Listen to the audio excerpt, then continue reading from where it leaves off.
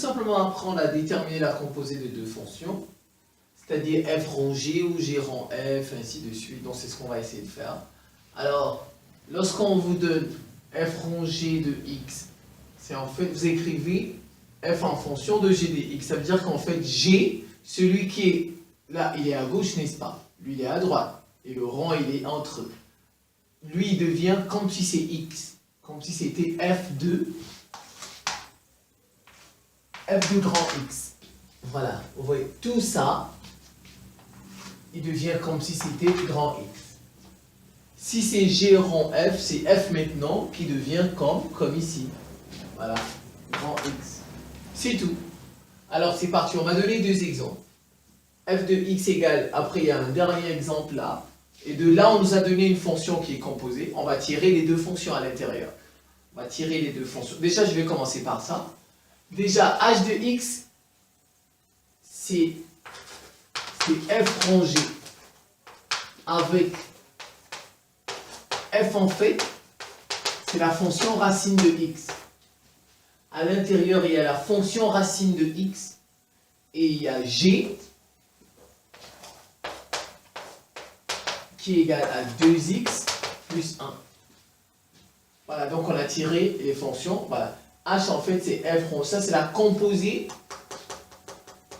C'est la composée de deux fonctions. H là est composée de la fonction f et de la fonction g. On peut vérifier. Regardez.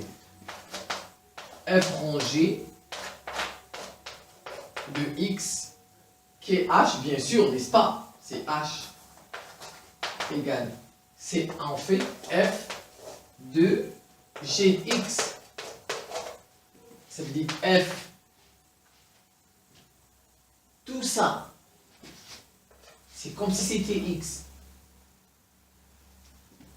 Alors, f c'est qui? C'est racine de x.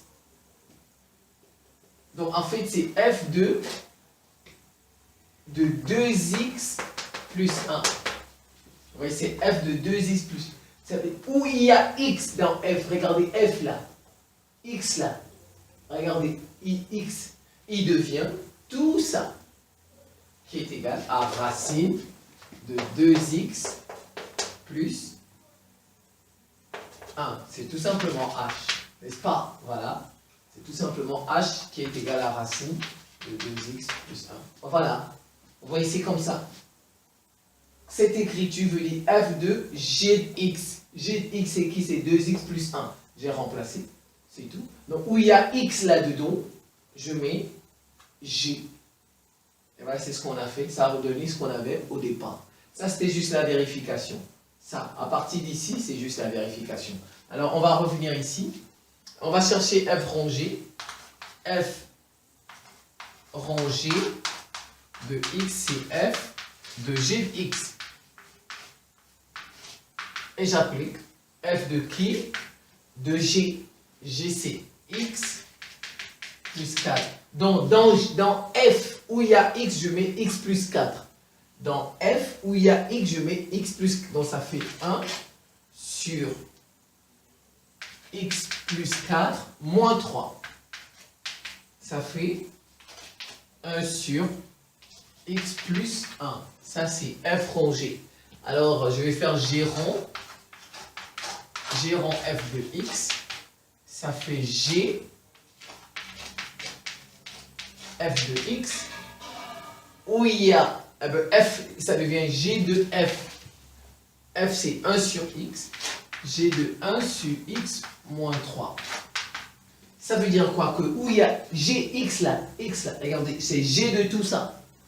Où il y a x, je mets tout ça. Ça devient 1 sur x moins 3 plus 4.